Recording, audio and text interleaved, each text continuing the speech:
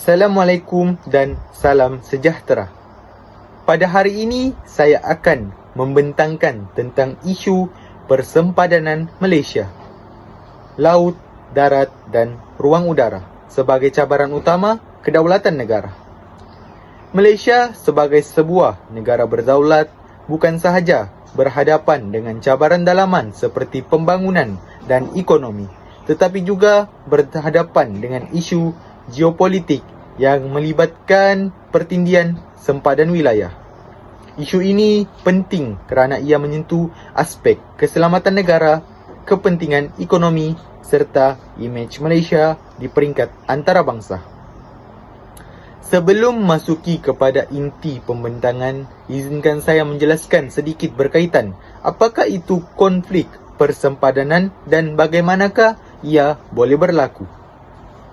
Konflik persempadanan merujuk kepada situasi apabila dua atau lebih negara mempunyai tuntutan wilayah yang bertindih, sama ada melibatkan darat, laut ataupun ruang udara.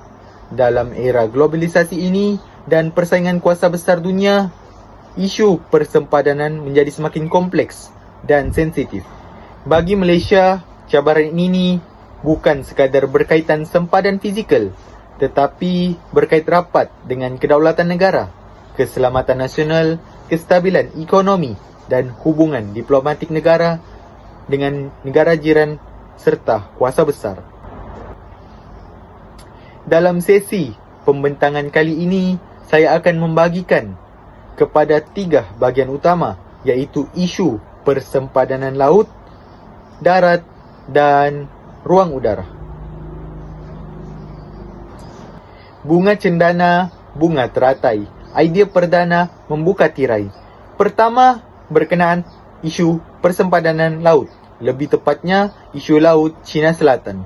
Laut Cina Selatan merupakan kawasan yang sangat strategik kerana ia menjadi laluan perdagangan utama dunia dan kaya dengan sumber semula jadi seperti minyak, gas asli dan hasil perikanan.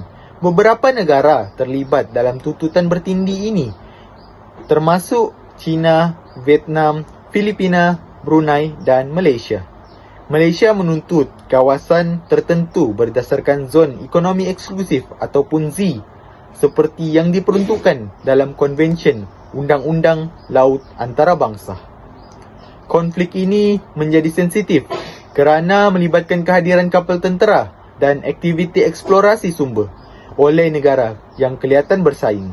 Keadaan ini mewujudkan ketegangan geopolitik yang boleh memberi kesan kepada kestabilan serantau. Malaysia perlu mengurus isu ini secara berhati-hati agar kepentingan nasional terpelihara tanpa mencetuskan konflik bersenjata.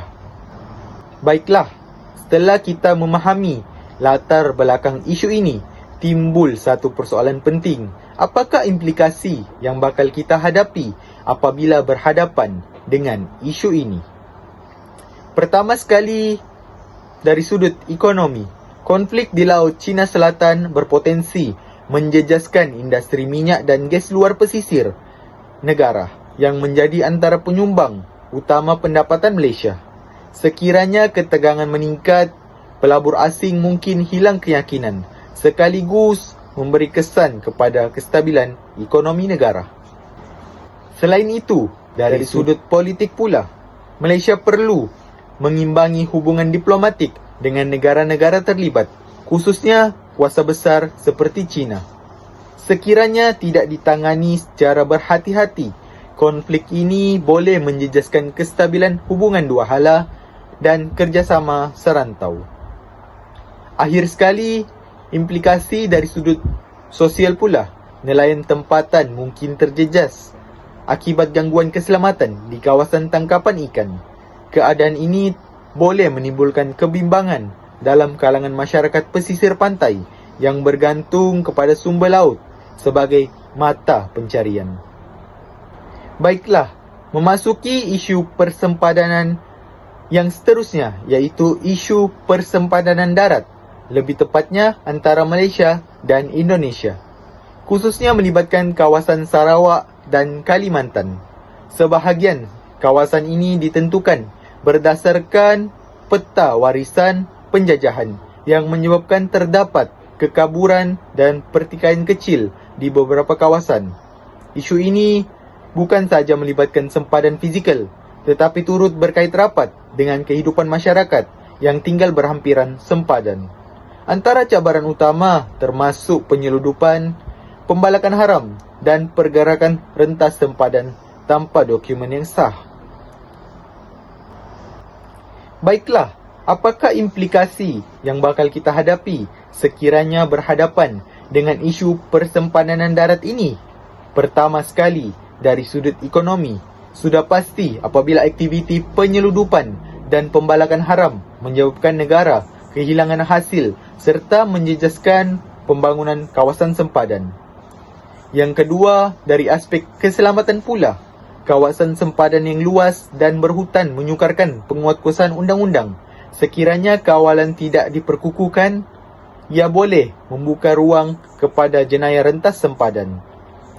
Akhir sekali, dari sudut sosio-budaya, masyarakat yang tinggal di kawasan sempadan sering berhadapan dengan isu identiti dan kewarganegaraan. Mereka juga mungkin mengalami kekurangan kemudahan asas berbanding kawasan bandar. Selain laut dan darat, Malaysia juga berdepan dengan cabaran di ruang udara.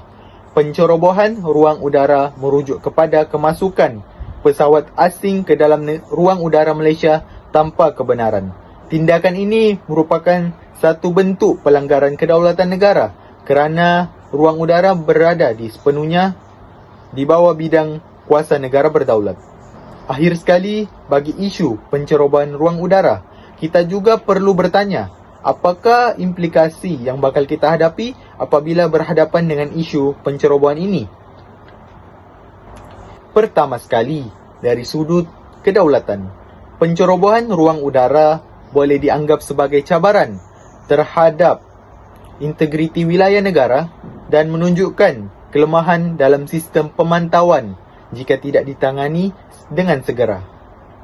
Kedua, dari sudut kos pertahanan, setiap operasi pemantauan dan pemintas memerlukan perbelanjaan yang tinggi, termasuk penyelenggaraan dan pesawat tentera. Ketiga, ataupun yang terakhir, dari sudut imej antarabangsa, Malaysia perlu menunjukkan bahawa negara kita mampu mempertahankan ruang udara sendiri secara profesional dan berhemah agar dihormat di peringkat global.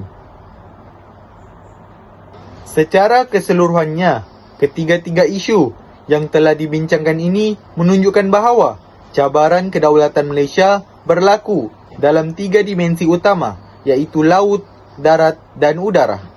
Hal ini membuktikan bahawa isu keselamatan negara tidak lagi bersifat konvensional atau terhad kepada satu bentuk ancaman sahaja. Sebaliknya, ia bersifat kompleks, dinamik dan saling berkait rapat antara faktor geopolitik, ekonomi dan sosial.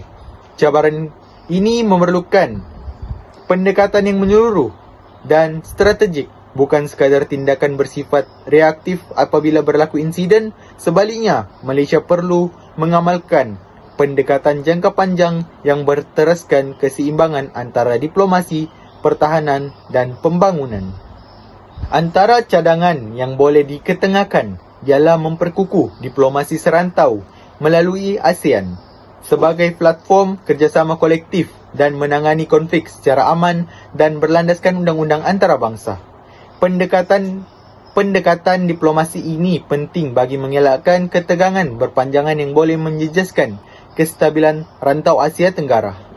Selain itu, Malaysia juga perlu meningkatkan teknologi dan kesiapsiagaan pertahanan, termasuk sistem radar, pemantauan maritim dan keupayaan tindak balas segera. Pelaburan dalam teknologi pertahanan moden bukan bertujuan untuk mencetuskan konflik, tetapi langkah pencegahan dan perlindungan terhadap sebarang ancaman luar. Akhir sekali, kesedaran geopolitik dalam kalangan rakyat juga perlu dipertingkatkan melalui pendidikan dan pendedahan isu semasa. Masyarakat yang celik geopolitik akan lebih memahami kepentingan mempertahankan kedaulatan negara dan menyokong dasar-dasar yang menjamin keselamatan nasional. Justru kesiapsiagaan masa hadapan bukan sahaja terletak pada kekuatan ketenteraan semata-mata, tetapi juga kepada kebijaksanaan, diplomasi, kestabilan ekonomi dan kesatuan rakyat dalam mempertahankan kedaulatan Malaysia. Kesimpulannya, isu persempadanan bukan sekadar pertikaian wilayah, tetapi merupakan cabaran besar terhadap kedaulatan, keselamatan dan pembangunan negara. Malaysia perlu terus mengimbangi pendekatan diplomasi, pertahanan dan pembangunan demi memastikan kepentingan nasional sentiasa terpelihara. Sebagai generasi muda dan bakal pendidik, pemahaman terhadap isu ini amat penting agar kita dapat melahirkan masyarakat yang berfikiran kritis, berpengetahuan global dan peka terhadap tanggungjawab mempertahankan negara. Sekian, wabillahi taufiq wal hidayah. Wassalamualaikum warahmatullahi wabarakatuh.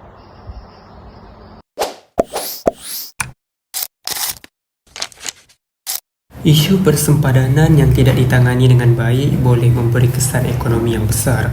Ketegangan di kawasan sempadan akan mengurangkan keyakinan kepada pelabur dan menjejaskan pelaburan asing sekaligus memperlahankan pertumbuhan ekonomi. Selain itu, perdagangan rentas sempadan boleh terganggu akibat sekatan atau kawalan ketat menyebabkan kos barangan meningkat. Pertindihan tuntutan wilayah juga boleh menghalang penerokaan sumber hasil dan mengurangkan hasil negara. Kesannya, pembangunan ekonomi negara boleh terjejas dalam jangka masa panjang. Dari sudut politik dan diplomasi, konflik sempadan boleh menjejaskan hubungan antara bangsa kerana ia melibatkan isu kedaulatan dan keselamatan negara. Apabila berlaku pertikaian, hubungan diplomatik menjadi tegang dan kepercayaan antara negara terhakis. Rundingan dua hala mungkin tergendala, malah kerjasama dalam bidang lain seperti perdagangan dan keselamatan juga akan turut terjejas. Konflik yang berpanjangan juga boleh memaksa negara membawa isu tersebut ke platform antarabangsa seperti Pertubuhan Bangsa-Bangsa Bersatu atau melibatkan pertubuhan serantau seperti ASEAN. Jika tidak diselesaikan secara diplomatik, keadaan ini boleh menjejaskan kestabilan serantau dan imej negara di mata dunia.